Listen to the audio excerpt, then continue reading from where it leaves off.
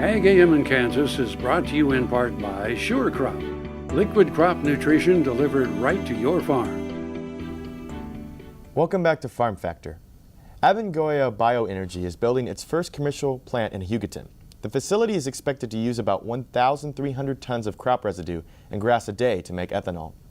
We sat down with Executive Vice President Chris Standlee, who expressed his concern for alternative fuels. One of the best alternatives, we believe, is a cellulosic ethanol mix. Ethanol is available widely today. It constitutes about 10% of the U.S. transportation fuel supply. And the fact that we can now make that product out of non-food products such as agricultural residues, the corn stalks and leaves, the sorghum stubble, the wheat straw, after the grain has already been harvested, is a huge improvement and a huge step forward. Not only does that make the product less dependent upon some of those commodity cycles, it also makes the product more sustainable. The EPA has determined that ethanol made from this process is up to 90 to 100% more greenhouse gas friendly than petroleum. That's probably the most important thing about the product and why we're so excited to bring this plant online within the next week or two. Ethanol is a renewable, domestically produced alcohol fuel made from the plant material, such as corn, sugarcane, or grasses. Using ethanol can reduce oil dependence and greenhouse emissions.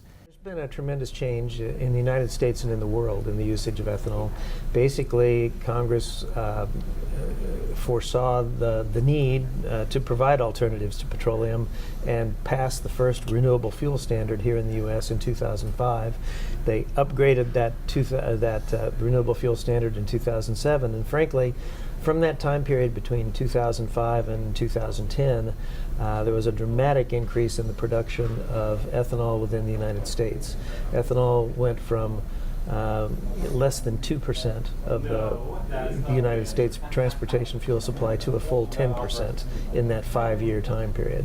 And it has continued to grow somewhat during this latter 5 years, or since 2010, the last 4 years. But the focus in the last few years has been more on second generation type of ethanol, such as cellulosic ethanol from agricultural residues. We also have programs to produce the same type of ethanol with our enzymes in our processes from municipal solid waste. So trash from the local landfill can now be turned into fuel for your car. It's a great concept. Abengoa Bioenergy Biomass of Kansas is a plant for the production of cellulosic ethanol. The plant is located west of Hugoton and created 65 permanent jobs. The Hugoton plant is unique, particularly in Kansas. I mean, again, the process of making cellulosic ethanol is different. So at the Hugoton plant, what we do is we take the corn stalks and the wheat straw, and we chop those up into little pieces, and we treat them initially with enzymes to make them more susceptible, and enzymes and temperature and acids and various processes to make them more susceptible to allow us to get to the sugars that are contained in the cell walls.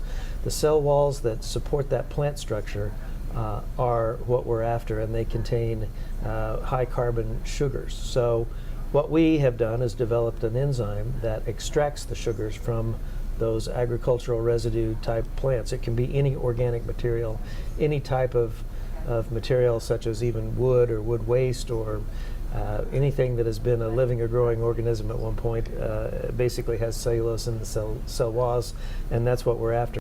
Enzymes are an essential technological element in the enzymatic technology that is used at Abengoa Biomass facility in Hugoton.